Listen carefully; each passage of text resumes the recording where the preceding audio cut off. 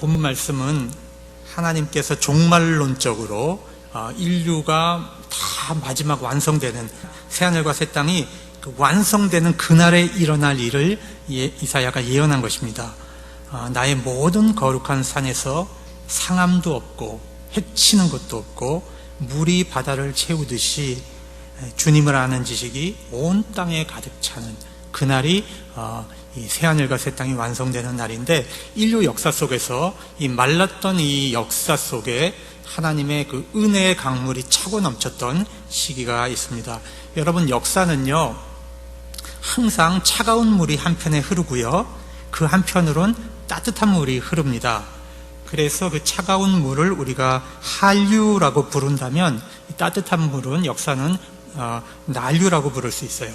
우리가 이제 17세기를 공부했는데 17세기에는 교회가 교리적으로 딱딱해지지 않았습니까? 굉장히 이성적이고 차가운 신앙을 가지고 있었습니다. 그때에 하나님께서 성령을 부어주셔서 이 경건주의자들을 통해서 이 따뜻한 신앙을 경험하도록 그렇게 하셨습니다.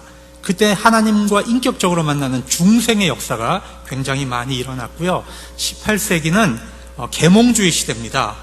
이 계몽주의 시대라고 하는 것은 이성이 모든 것을 지배하는 시대를 말합니다. 인간이 가지고 있는 이성을 모든 만물을 판단하는 척도가 되는 그런 시기가 바로 이 계몽주의 시대인데, 이때는요 삼위일체 하나님도 부정하고 성경의 계시성도 부정하고 영생과 부활도 거절하고 이성으로 판단해서 믿어지지 않는 것은 다 부정하는 시기가 바로 이 계몽주의 시대입니다. 그래서 이 시기에는 기독교 신앙도 두 가지로 흘렀는데, 차가운 흐름은 이실론이라는 거예요. 이실론이라는 것이고, 따뜻한 흐름은 오늘 우리가 배우려고 하는 복음주의 부흥운동입니다. 그럼 먼저 이실론에 대해서 공부를 해보겠는데, 이실론은 이제 이런 것입니다. 하나님께서요 온 세상을 창조해 놓으시고 하나님은 역사에 간섭을 안 하신다는 거예요. 하나님은 인간의 이성이 이 지구를 다스리도록 냅두시고 하나님은 그냥 지구에서 떠나셨다는 거죠. 그래서 마치 시계 제작자가 시계 태연만 감아놓으면 시계가 째깍째깍 가는 것처럼, 하나님은 인류 역사를 창조하시고 간섭 안 하고 그냥 인간에게, 이성에게 맡겨놓고 인류 역사에 간섭을 안 한다는 겁니다. 이게 바로 이제 이실론이라는 것인데, 그런데 여러분, 성경의 하나님은 그런 하나님이 아니세요. 성경의 하나님은 초월하신 하나님이지만 우리와 항상 함께 하시는 하나님. 그래서 역사 속에서 임마누엘 하나님을 놓치면요 무신론자가 됩니다. 여러분, 저 초월에 계시는 하나님, 우리와 아무 관련 없으신 하나님, 내 삶에 들어오셔서 나를 만지시고 치유하시고 위로하지 않는 하나님, 그 하나님이 우리에게 뭐가 필요하겠어요? 그죠?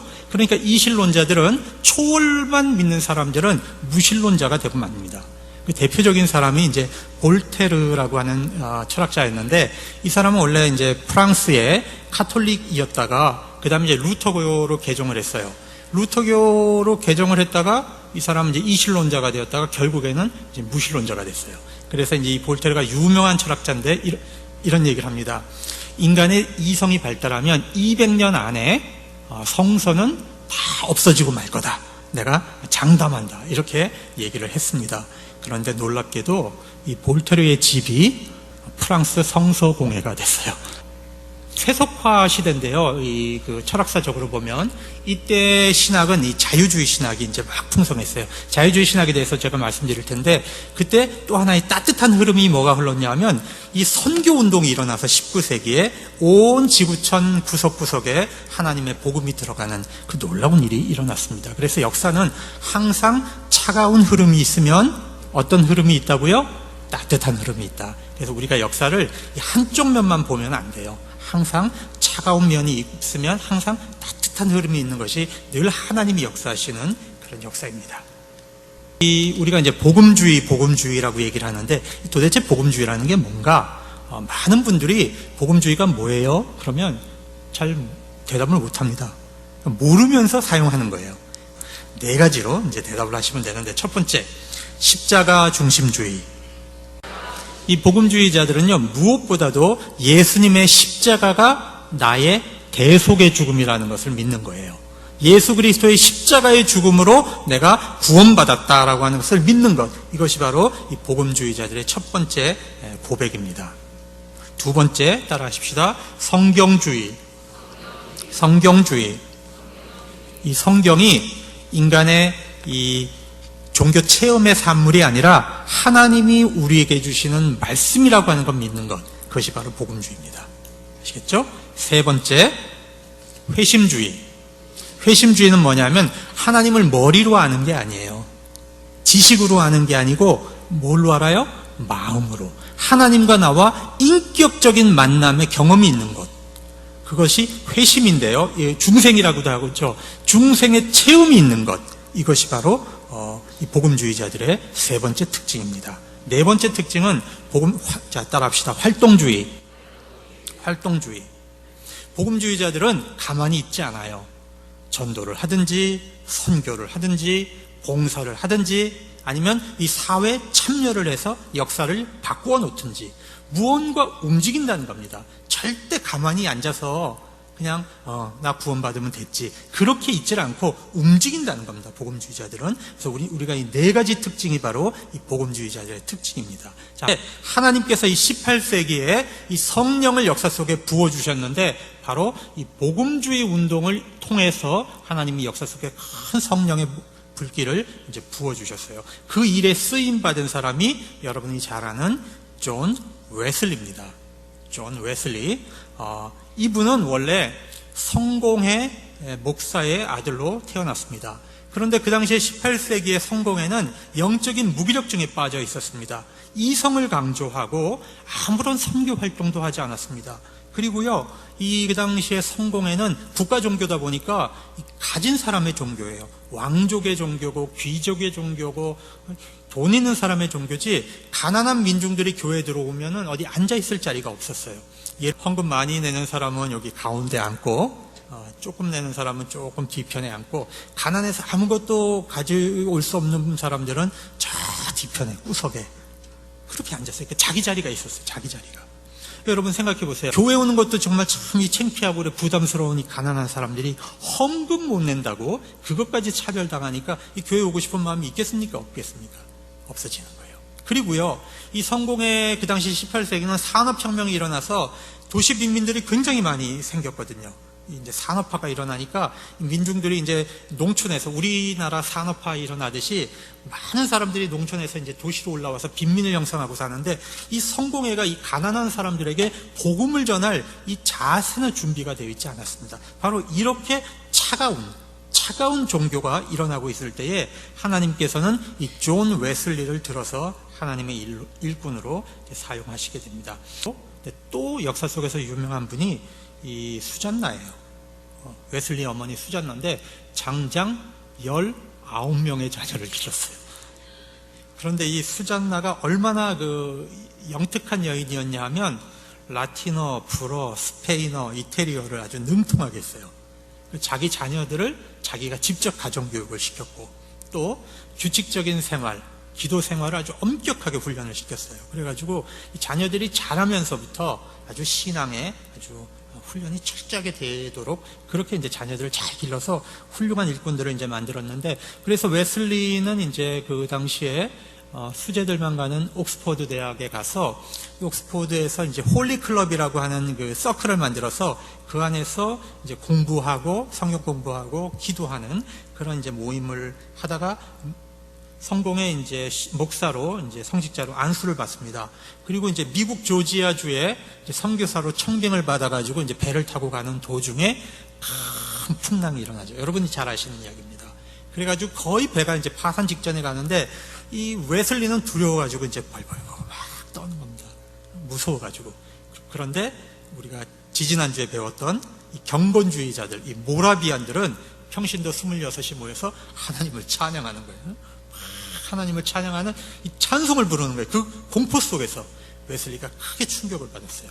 나는 목사인데, 나는 죽음이 두려워서 이렇게 떨고 있는데 저 사람들은 도대체 무슨 힘으로 저렇게 하나님을 찬양하는가.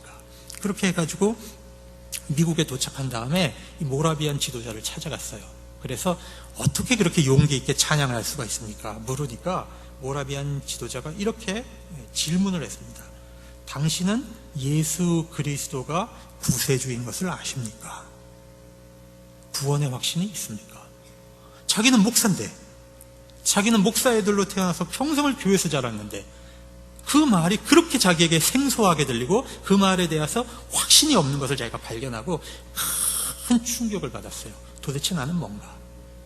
이때부터 웨슬리는 하나님과 인격적으로 만나기 위한 이 고심을 하게 됩니다. 하나님 앞에 기도하면서 나에게는 왜 구원의 확신이 없습니까? 그러다가 어느 날 거리에서 이 마틴 루터의 로마서 서문을 읽는 그 소리를 듣고 나서 마음이 뜨거워지면서 중생을 체험하게 돼요.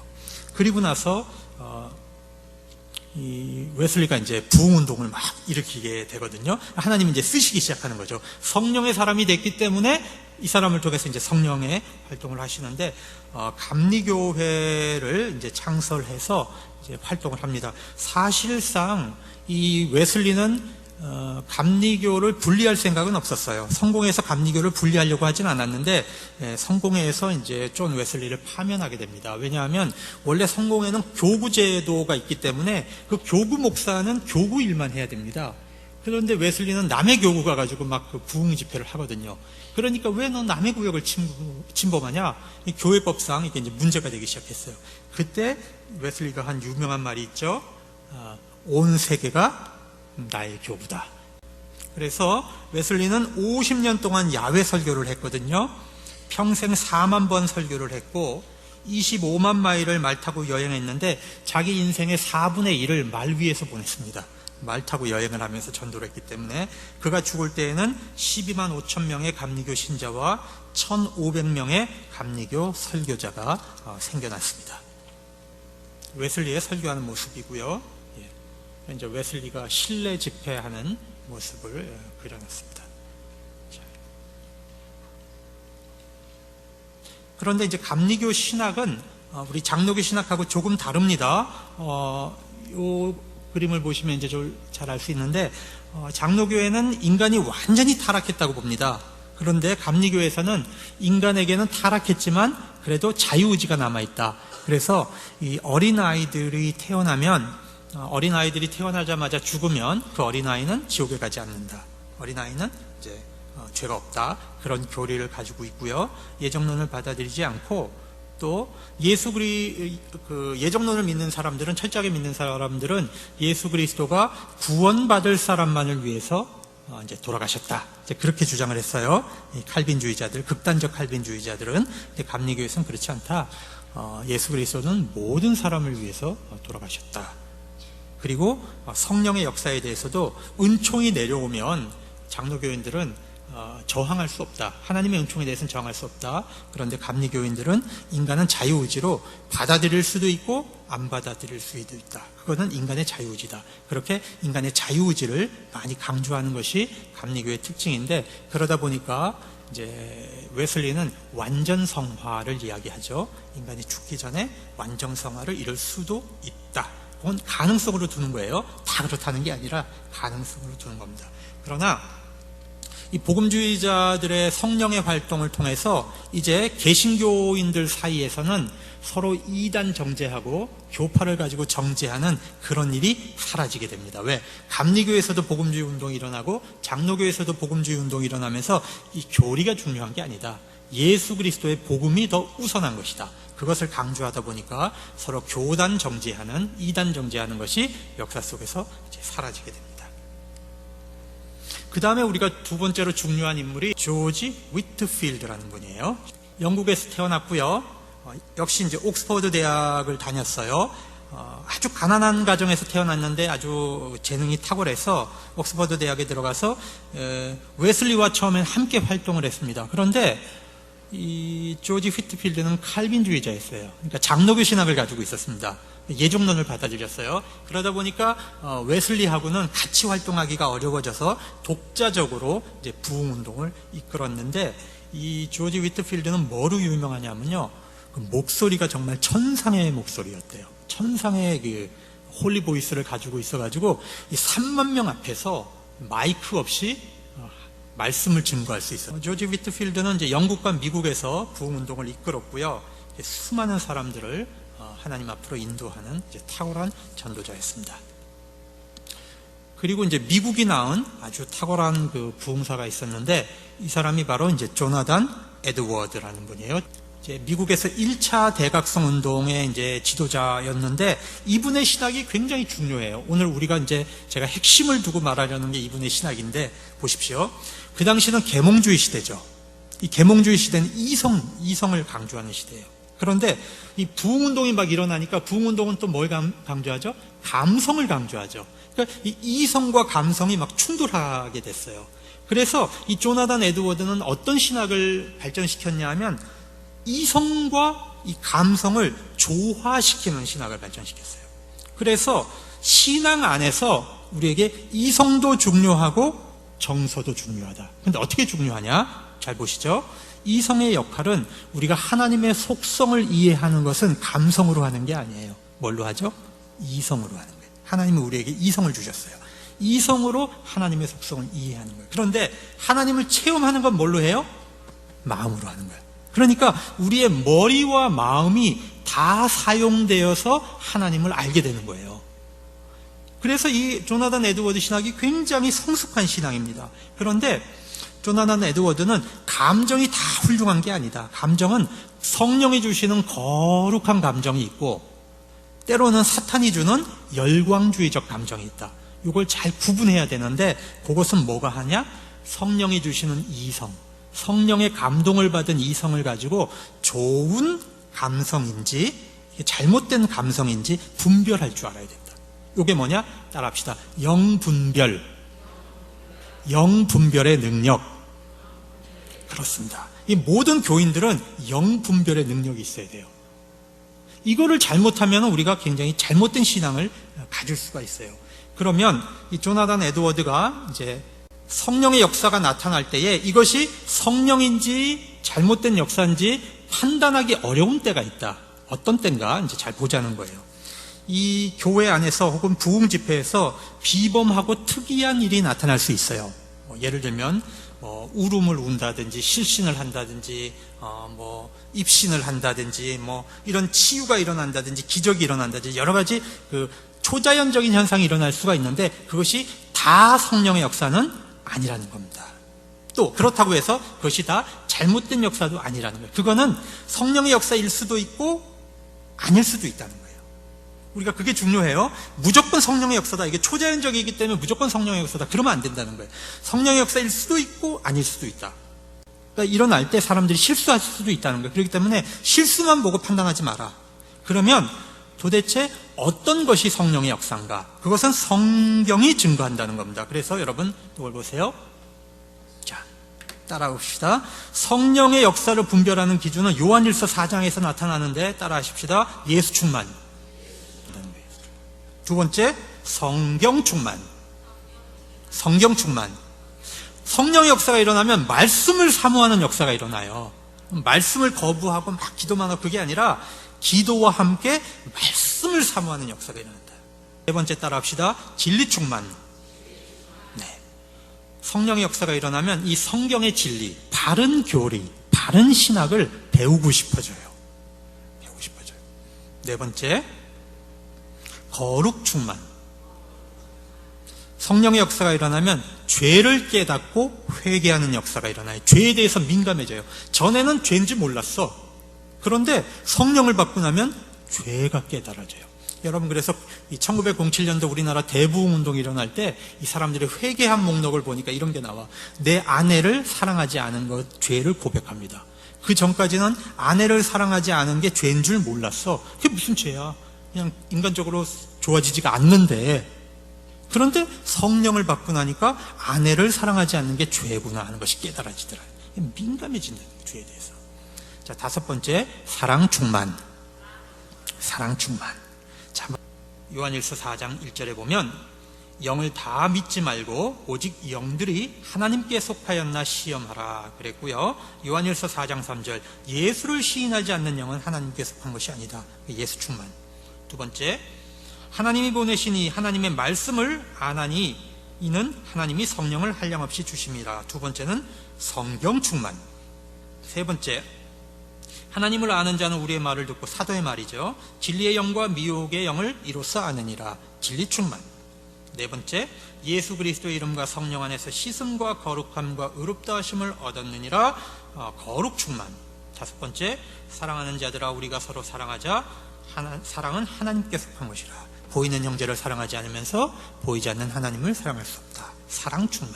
성령의 역사는 이것으로 판단한다는 것이죠. 그래서 우리가 이 기적적인 역사가 일어나도 그 안에 이 다섯 가지 역사가 있는가, 그걸 들여다보고 우리가 판단할 수 있다는 거죠. 이 초자연적인 것만 가지고 판단하지 말고 그 안에서 어떤 역사가 일어나는가. 모든 그리스도인들은 이런 영분별의 은사가 있어야 돼요. 근데 일단 미국이 낳은 가장 탁월한 신학자였습니다. 이분은 진노하시는 하나님의 손안에 있는 죄인이라는 설교를 했는데, 거기서 이런 설교를 해요. 거미줄에 매달린 거미가 뜨거운 이 밑에는 지글지글 타는 난로가 있는 거죠. 근데 우리 손에 거미줄이 이렇게 달려있다는 거예요. 거미가 대롱대롱 매달려 있는데 내가 징그러워갖고 얘를 팽개치기만 하면 얘는 지금 불로 들어가는 거예요.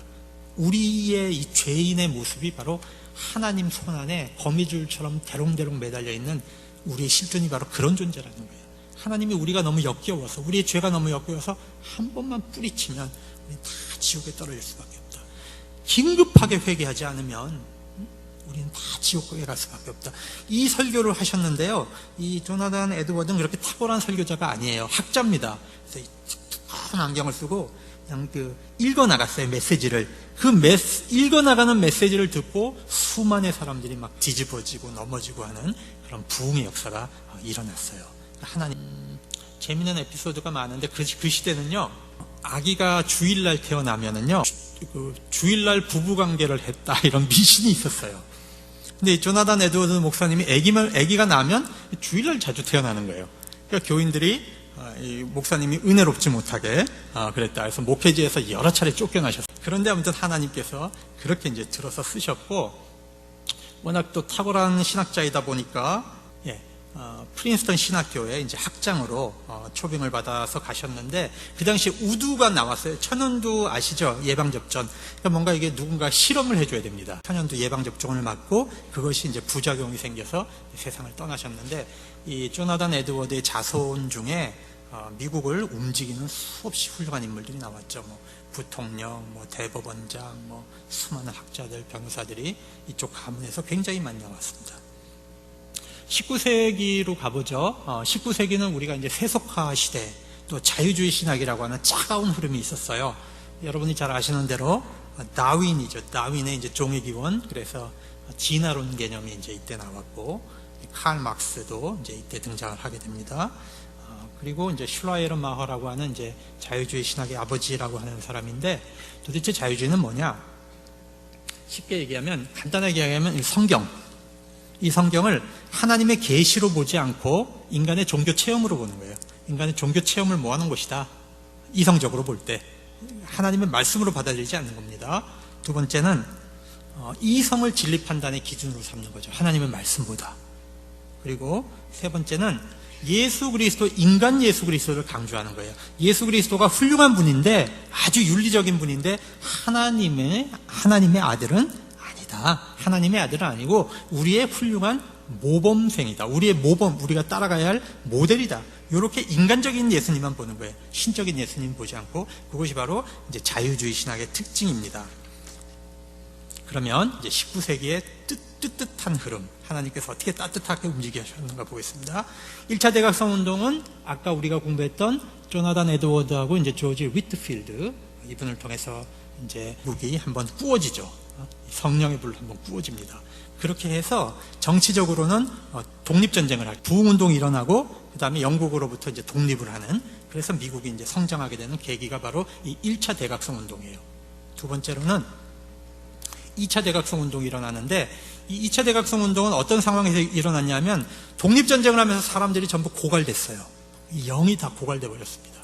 그리고 이때 막 서부 개척이 시작이 되면서 이 사람들이 굉장히 드라이해진 겁니다. 이때 하나님께서 이제 다시 부흥을 일으키셨는데, 이때 이제 사용한 사람이 찰스 피니라는 분이에요. 이 찰스 피니는 이제 감리교적 신학을 가지고 있어서 이런 걸 합니다. 여러분, 우리 요즘도 부흥 집회하면은 부흥사 목사님들이 오시면 은혜 받으실 분, 기도하실 분 앞으로 나오세요. 막 그러죠. 앞에 모아놓고 뭐 안수기도 하고 그러죠.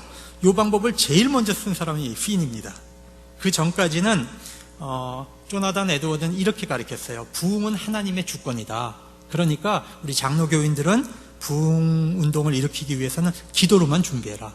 인간적 방법을 쓰려고 그러지 말고 기도로만 열심히 준비해라. 그러면 하나님의 은혜를 주신다. 이건 이제 에드워드의 방법이에요. 그런데 이 피니는 감리교적 특징을 갖고 있었기 때문에 자유의지를 강조하죠. 그래서 인간이 은혜 받으려면 노력해야 된다. 그래서 쓸 수 있는 방법은 다 써야 된다.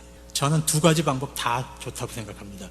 장로교인이라고 해서 에드워드 것만 고집할 것도 없고 감리교 걸 무시할 것도 없어요.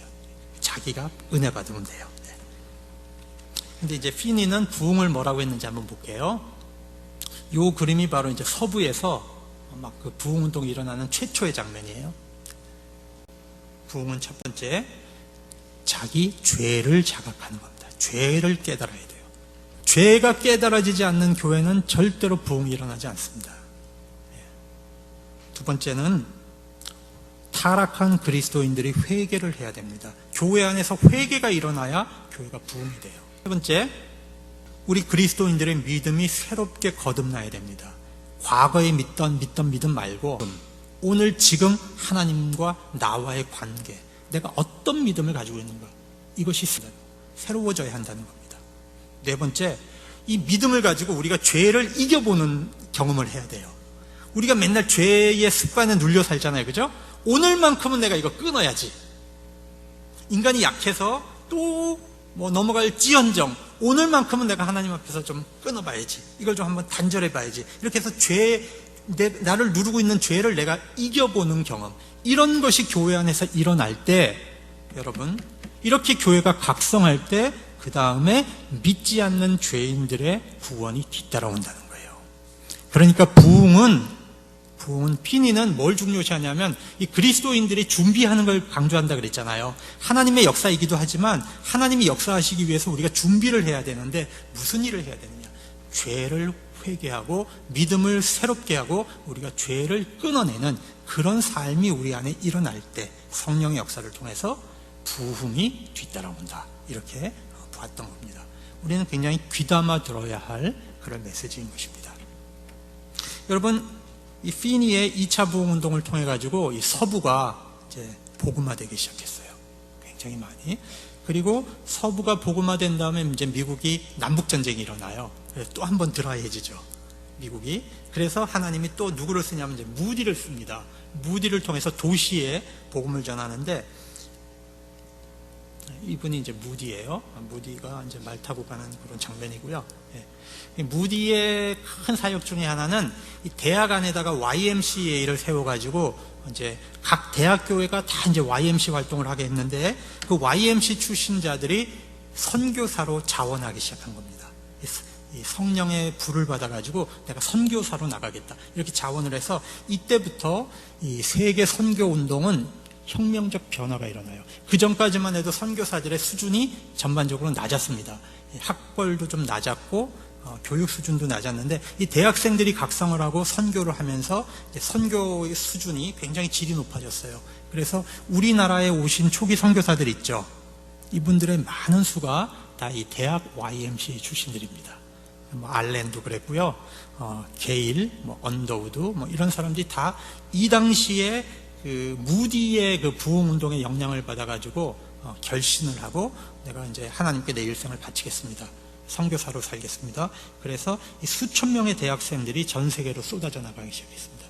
이렇게 해서 이 힘으로 18세기, 19세기는 선교 역사가 이루어졌어요. 그래서 어떤 선교학자는 이렇게 말했습니다. 19세기는 The Great Century, 위대한 세기다.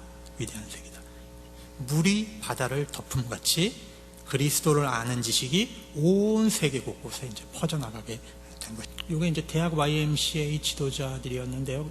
맨 오른쪽에 있는 그 존 모트라고 하는 저분은 한국에도 여러 번 왔다 가셨는데 저분이 이제 훗날 그 세계 선교사 대회를 열고요. 그 세계 선교사 대회를 중심으로 해서 이제 그 세계교회협의회라고 하는 교회 일치 운동이 이제 시작되는데 바로 존 모트 저분이 주도를 합니다. 굉장히 미남자고 저분은 그 노벨 평화상도 받고 그랬어요.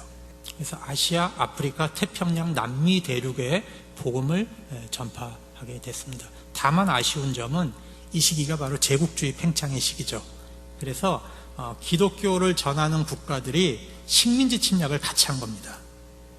그러다 보니까 이 복음의 그 힘이 이 인간의 욕망과 욕심에 의해서 이 제3세계에 착취를 하다 보니까 기독교를 순수하게 받아들이지 못하고 기독교가 이제 제국주의의 앞잡이다, 이런 그 오명을 갖게 되는 것이 바로 이 시기에 서양 국가들이 굉장히 잘못한 점의 한 가지죠.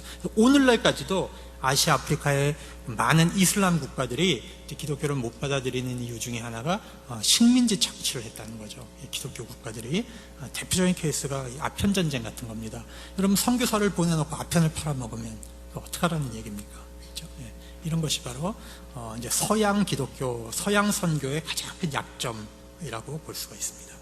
그래서 전 세계에 이제 저 초록색, 파란색으로 되어 있는 곳에는 복음이 다 전파됐죠.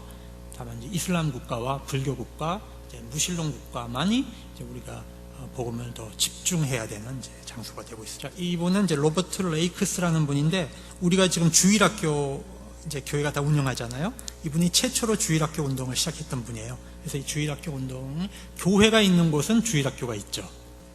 그리고 이분이 이제 윌리엄 캐리인데요. 원래 구두 수송공이었잖아요. 근데 이분이 이제 그 하나님께 소명을 받고 인도에 선교사로 갔어요. 그러면서 침례교 선교회를 만들죠. 그래서 인도에 복음을 전하게 되는데, 이분은 35개 언어로 성경을 번역했어요. 원래 이 윌리엄 캐리는 대학에서 스스로 독학을 하고 언어를, 그 지방 언어를 배워가지고요, 인도에 종족이 많으니까 35개 언어로 성경을 번역한 탁월한 선교사였습니다. 그래서 이제 근대 선교의 아버지라고 하는 그런 이름을 얻게 됩니다. 사람의 그 이제 선교 방법이 이제 개신교 선교 방법의 하나의 모델이 됐어요. 첫 번째로는 복음을 전파하기 위해서는 다양한 방법을 써라. 한 가지 방법만 고집하지 마라. 두 번째로는 각 나라 방언으로 성경을 번역해라. 그리고 보급해라. 그것이 이제 개신교 선교의 특징이 됐고, 세 번째로는 선교를 하기 위해서는 비기독교의 문화를 깊이 연구해라. 선교지 문화를 깊게 연구해서 그 선교지에 맞는 복음을 전해라. 이것이고요. 네 번째는 신속하게 교회를 설립해라. 다섯 번째는 토착인 교역자를 양성해라. 이게 바로 윌리엄 캐리가 세웠던 선교 방법인데, 훗날 개신교 선교사들은 이 방법을 이제 많이 따르게 되었습니다.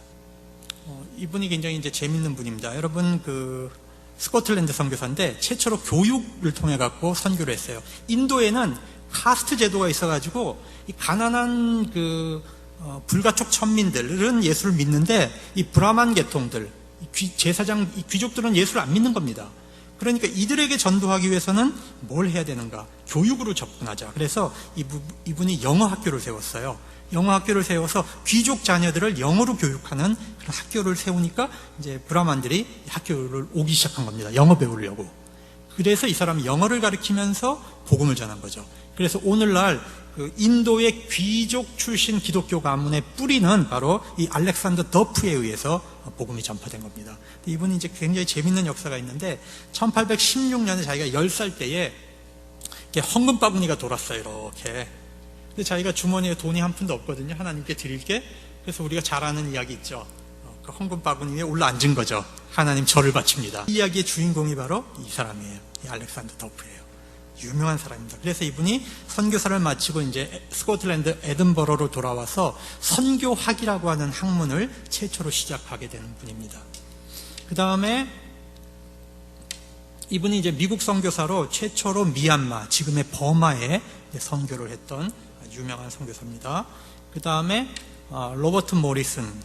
여러분, 우리가 쓰고 있는 이 성경, 유월절, 성령, 그죠? 뭐 전도, 회개, 중생, 이런 말들 다 한문에서 번역해 온 거거든요. 그죠? 그러면 이런 한문말을 최초로 사용해서 성경을 번역한 사람이 누구냐? 바로 모리슨입니다. 이 모리슨이 번역한, 이제 이분 덕을 많이 보는 거죠. 이분은 최초로 중국어로 성경을 번역했어요. 이분도 대학을 못 나와가지고 나 선교사로 보내주세요. 그러니까 선교부에서 당신은 자격이 없습니다. 쫓아냈어요. 그러니까 혼자 자기가 갔어요. 광동을 가가지고 거기서 중국어를 배우고 중국 옷을 입고 중국 음식을 먹고 20년간 열심히 성경을 번역했는데, 그러나 예수 믿는 사람은 딱 한 사람밖에 전도를 못했어요. 그러니까 다 비웃었죠. 그게 무슨 전도냐, 그게 무슨 선교냐. 아니다, 이건 하나님이 나에게 주신 사명이다. 그래서 이분이 다 이 목판을 이제 다 만들었거든요. 깎아가지고 찍으려고. 근데 그때 마침 박해를 받아가지고 20년간 번역해서 깎아놓은 목판을 다 불태워버렸어요. 여러분, 20년 선교 노력이 수포로 돌아갔죠. 이분은 다시 시작했어요. 그래서 결국에는 하나님의 말씀인 성서를 중국어로 번역을 해서, 여러분, 중국 인구가 얼마입니까? 인구가. 그러면 성경 하나 번역함을 통해서 선교사가 못 가는 곳에서도 하나님의 말씀만 던져놓으면 거기서 예수 믿는 사람이 생겨납니다. 그렇게 중요한 게 성서입니다. 이분은 이제 허드슨 테일러인데요. 중국이 그 당시에 많은 선교사들은 내지, 중국 내지로 들어가면 굉장히 목숨이 위험했습니다. 그러니까 그 조차지라 그래가지고 외국인이 거주해도 좋다고 허락받은 지역, 항구 도시에만 선교사들이 들어갔거든요. 그런데 허드슨 테일러는 그러면 안 된다. 내지에 누군가는 들어가서 복음을 전해야 된다. 근데 그때 마침 중국에 이제 의화단, 농민 전쟁이 막 일어나고 그런 시기이기 때문에 이제 굉장히 불안했거든요. 그래서 선교부에서 네가 내지로 들어가면 선교비를 끊겠다 그랬어요. 그러니까 허드슨 테일러가 좋습니다. 나는 하나님이 나의 유일한 공급자입니다. 그렇게 하고 이 사람이 그냥 들어가 버려요. 그거를 그래서 그 정책을 우리가 페이스 미션이라고 하는 건데, 페이스 미션이라고 하는 것은 누군가의 선교비 지원을 받지 않고 현장에 들어가서 똑같이 먹고 똑같이 살고 똑같이 행동하는 거예요. 현지인들하고. 그러면서 복음을 전하는 겁니다. 그래서 이분이 이제 중국 내지 선교회라고 하는 차이나 인랜드 미션이라고 하는 세계에서 가장 큰 선교 조직을 이제 창립하게 되는 겁니다. 그 다음에 이제 리빙스턴은 여러분이 잘 아시니까 제가 언급하지 않겠습니다. 리빙스턴이 최초로 아프리카 내륙을 횡단했죠. 이렇게 횡단하면서 빅토리아 호수가 있다는 것을 이제 발견하게 됩니다. 자, 그리고 이 복음주의 부흥운동은 전도와 선교만 한 것이 아니라 또 중요하게 뭘 했냐면요, 사회 참여 운동을 했습니다.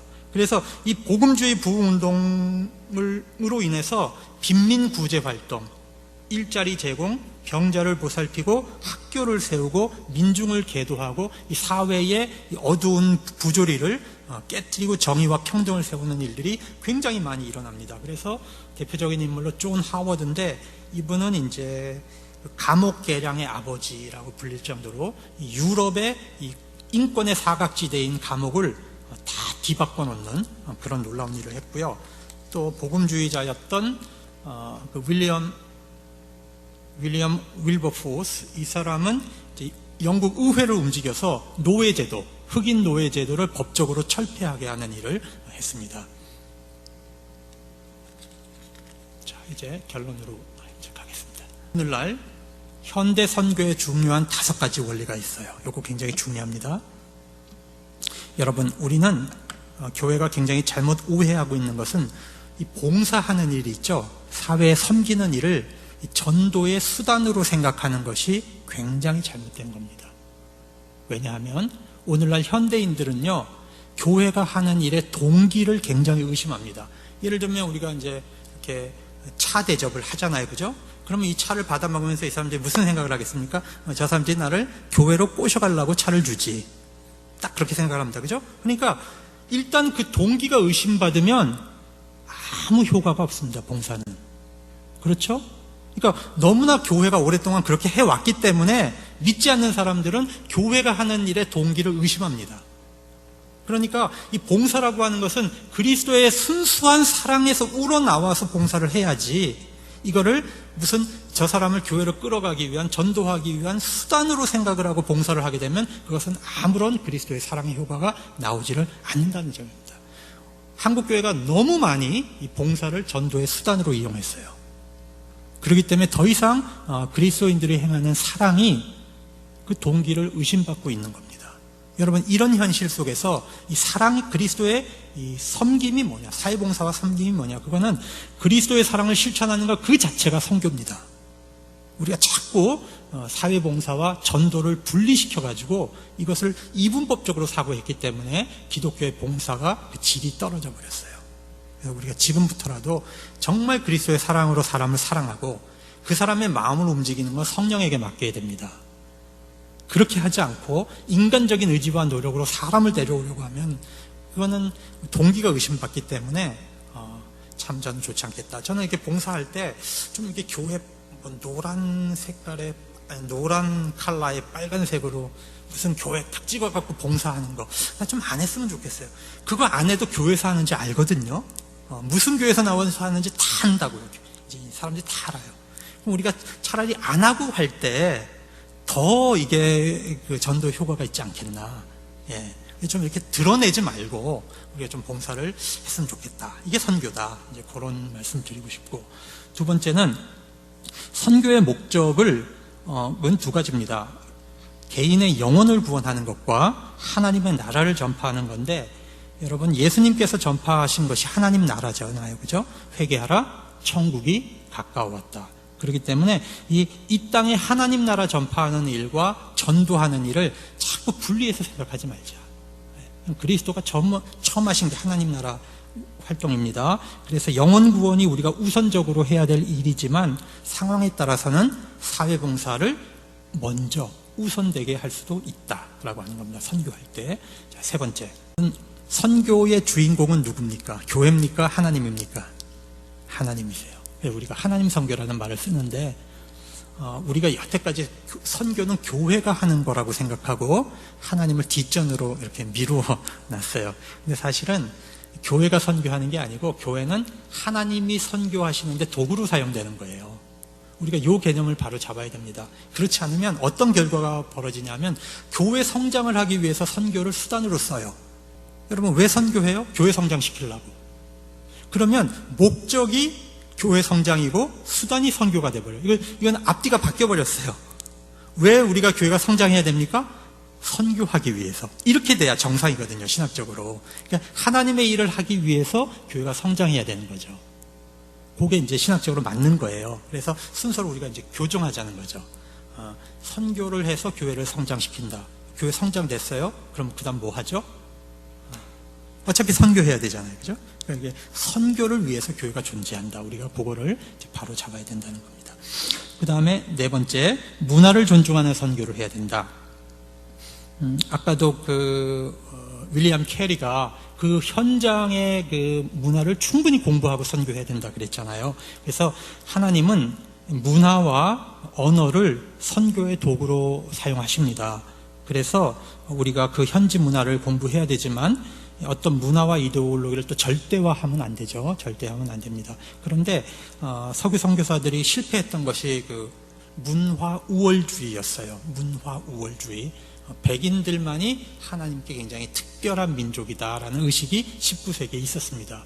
그래서 그런 그 백인 우월주의, 문화 우월주의 때문에 백인들의 선교가 굉장히 비판받는 요소가 많이 생겼거든요. 그래서 우리도 여러분, 제3세계 아시아권에 가서 우리가 겸손하게 섬겨야 됩니다. 절대로 이 한국 문화를 그쪽에다 심어서 안 되고요. 한국 교회 간판 거기다 걸면 안 됩니다. 왜 한국 교회 지부를 거기다 세웁니까? 그 나라 이름에 그 나라 교회, 그 나라 팻말을 걸어야죠.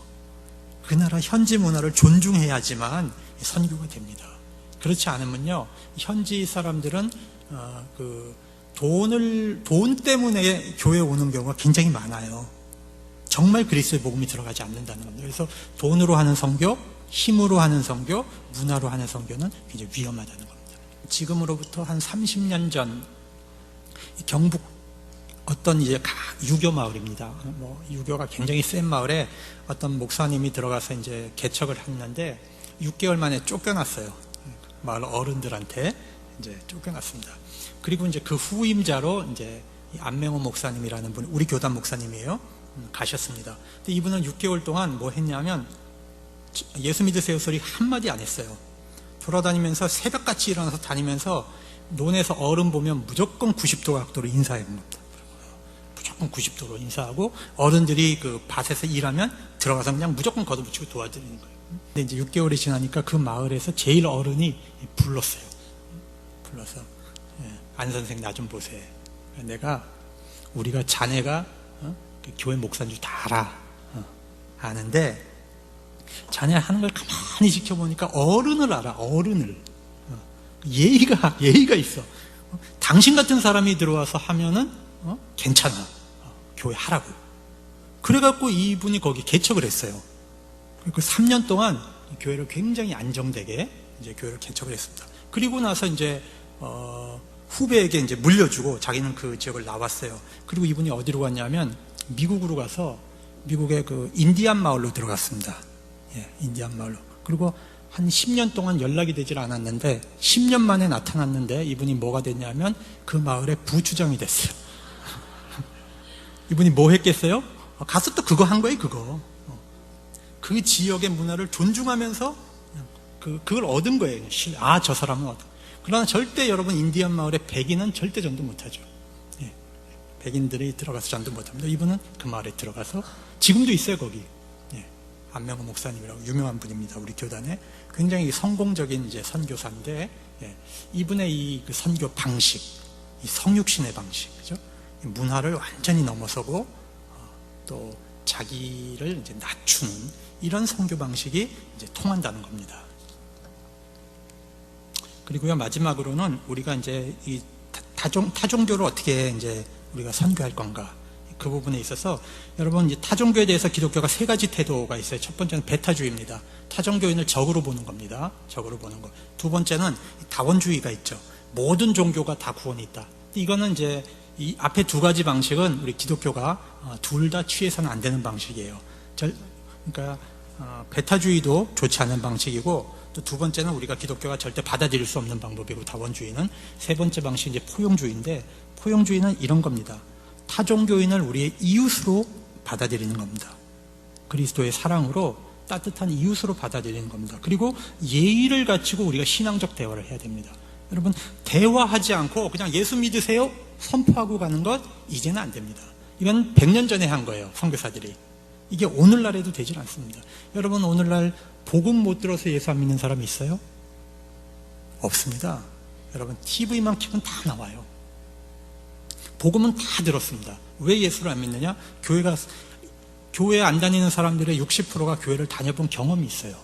그래서 교회에서 상처받은 사람들이 많습니다. 그러면 정말 중요한 건 대화를 해야 되는 거죠. 대화를 해야 되는 겁니다. 대화를 할 때 반드시 예의를 갖추고 신앙적 대화를 해야 된다. 그러면서도 우리가 이 복음이 가지고 있는 유일성, 복음이 가지고 있는 힘, 이걸 우리가 믿어야 돼요. 믿고 겸손하게 대화할 때 하나님이 그 성령님이 그 사람의 마음을 움직여야 하는 것입니다. 그러니까 사람의 노력으로 하려고 하지 말고 그 하나님께 의지하고 대화해야 된다는 겁니다. 선교 방법이 올바르지 않으면 복음 전파는 장애를 받습니다. 우리가 십자군 전쟁 공부하면서 배웠잖아요, 그죠? 아무리 뭐라고 할까요? 그게 좋아도, 동기가 좋아도 이 방법을 잘못 쓰면은 선교 효과가 나지 않는 겁니다. 그래서 오늘 좀 그런 태도를 우리가 기독교인들이 좀 가져야 되겠다. 선교를 위해서. 물이 바다를 덮음같이 예수 그리스도를 아는 지식이 세상에 충만하게 되는 것, 그것이 바로 이사야가 본 비전이고 바로 우리의 비전입니다. 이 그리스도의 복음이 온 세상에 충만하고 우리나라에 충만해지는 것, 이것은 바로 우리가 성령으로 거듭날 때, 우리 안에 부흥운동이 일어날 때, 우리 내면 세계, 우리가 이 모래알처럼 말라버린 그런 마음이 아니라 그리스도의 은혜의 소나기를 통해서 우리가 촉촉하게 우리가 젖을 때, 은혜에 젖을 때 바로 우리에게 부흥이 있지 않겠나. 그래서 우리가 이 부흥을 위해서, 교회 부흥을 위해서 우리가 늘 기도하는 그런 교회가 되어야 되겠습니다.